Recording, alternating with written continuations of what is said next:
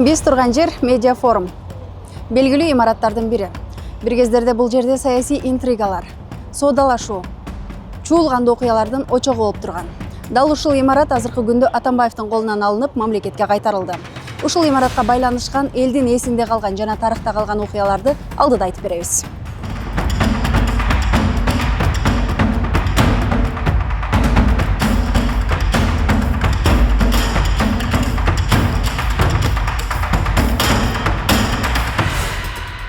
Ушул жылы Бишкектин 1-май райондук соту Алмазбек Атамбаевди үй мүлкүн конфискациялоо менен 11 жылга эркинен ажыраткан. Анын жанында жүргөн тарапташтары дагы ар кандай жазаларды алышты.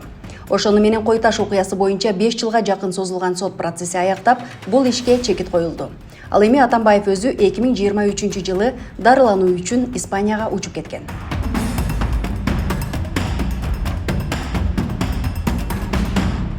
2008 жылы жогорку сот тарабынан бир нече адамдын өлүмүнө шектелип соттолгон Алмазбек Атамбаевдин мурдагы жан сакчысы Эркин Мамбеталиев 2010 жылы апрель окуясынан кийин акталган.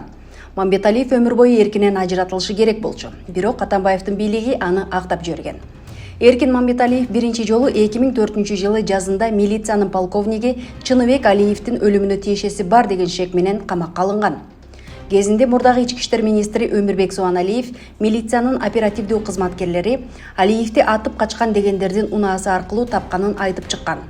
Унаа ошол кезде Кыргыз автомаш ишканасынын директорлор кеңешинин төрагасы болгон Алмазбек Атамбаевга таандык жайда катылып турган.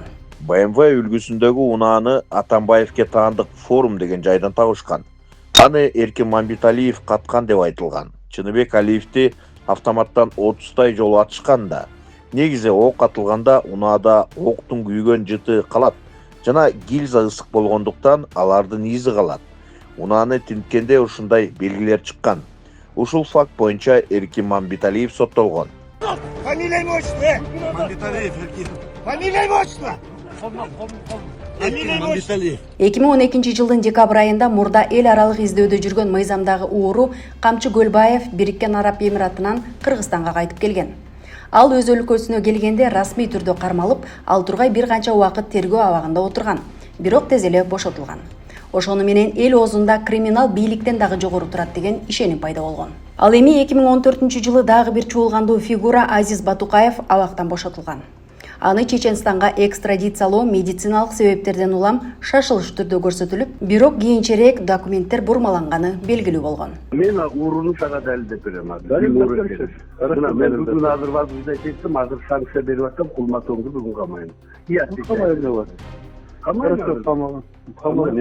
камалда берем.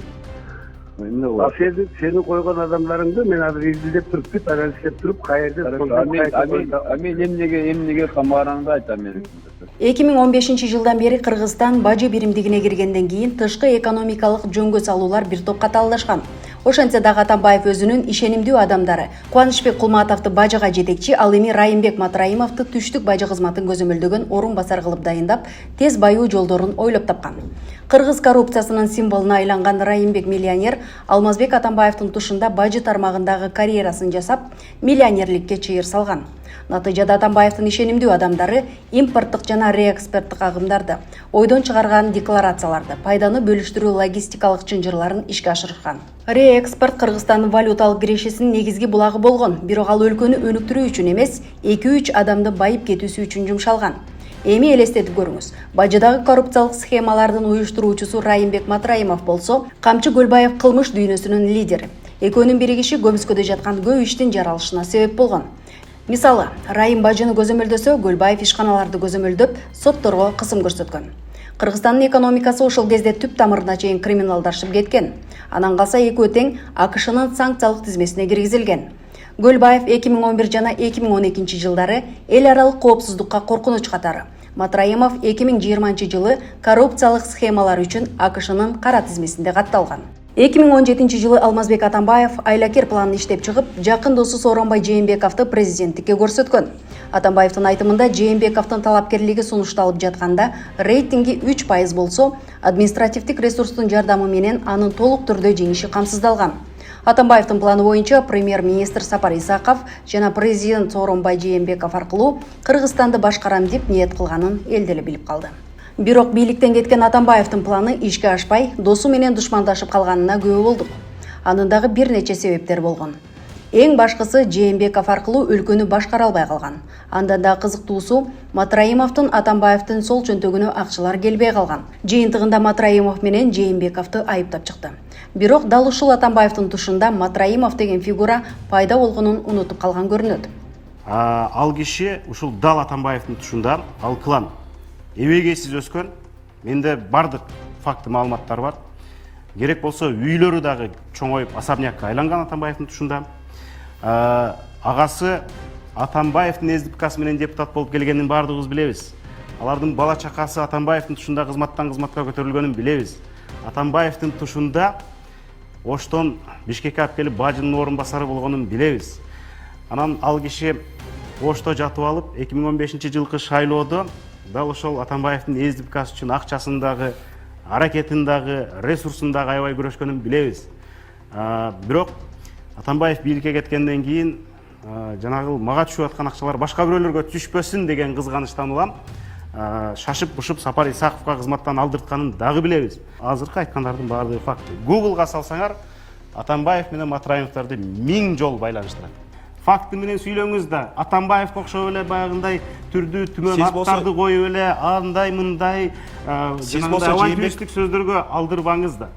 2019-жылы Атамбаевди экс-президент макамынан ажыратуу үчүн ага каршы күнөө коюу маселеси боюнча комиссия түзүлгөн. Жыйынтыгында ага коюлган 6 айыптын 5-өсү негиздүү деп табылган. Алар Кой Таш айылындагы жер тилкесин мыйзамсыз алуу, Крим Төбөл Азиз Батукаевдин мыйзамсыз бошотулушуна акча адалдаган АК Инвест сыяктуу бир нече компанияга тиешеси бардыгы, Бишкек жылуулук борборунун реконструкциялоодогу коррупциялык иштер жана ошол эле жылуулук борборго көмүр ташыган компаниянын кызыкчылыгын коргоо маселеси. Кимде ким чүйдү бөлүп кетем десе, Аламидинди бөлүп кетем десе, Арашанды бөлүп кетем десе, ал Кыргызстандын көзүн оюп алганга барабар. Ал түбөлүк каргышка алат. Биз кече эле Жусуп Абдрахманов жөнүндө фильмди көрдүк. Ошол бүт өмүрүн сайып коюшуп, ушул мамлекетти түзгөн. Элестетип көрүңүздөр, Жусуп Абдрахманов эшин алдына таш төктүрүп алып мамлекетти коргоп атканын, атчан балдарды алып келип алып мамлекетти коргоп атканын. Ошон үчүн бүгүн баарынан эл мамлекеттүүлүк жана мыйзам тарапта болушубуз керек. 2019-жылы коомдук биринчи канал Алмазбек Атамбаевдин байлыгы тууралуу иликтөөсүн жарыялаган.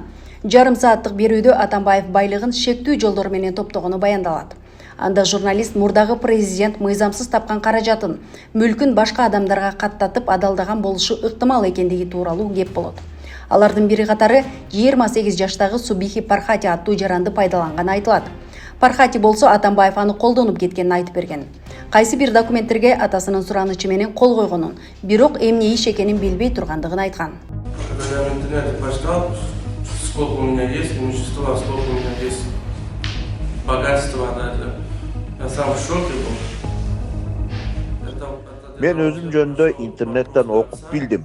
Анан шашылыш бул жакка келдим. Мындай иштер болгон эмес. Бизде мындай компания алууга мүмкүнчүлүгүбүз жок. Алмазбек Атамбаев мени жана атамды уят кылды. Биз муну билген эмеспиз. Ал биздин атабызды колдонуп жүрүптүр. Он меня просто попросил, чтобы поехать с людьми встречать, нотариус подписать и уехать. Субихи Пархати 2017-жылдын 27 октябрында Атамбаевга тиешелүү илимий өндүрүштүк форум жоопкерчилиги чектелген компаниясына тең негиздөөчү болгон. Бирок 2018-жылдын 18 апрелинде форум кайрадан каттоодон өтүп, жападан жалгыз Субихи Пархатиге тиешелүү болуп калган. Атамбаевди кол тийбестиктен ажыратууну караган депутаттык комиссия Пархати форумду Атамбаевден 54 миллион сомго сатып алганын тактаганын билдирген. Бул акчалар декларацияда көрсөтүлгөн эмес. Атамбаев форум ишканасына 90-жылдардын башынан ээлик кыларын айтып келген.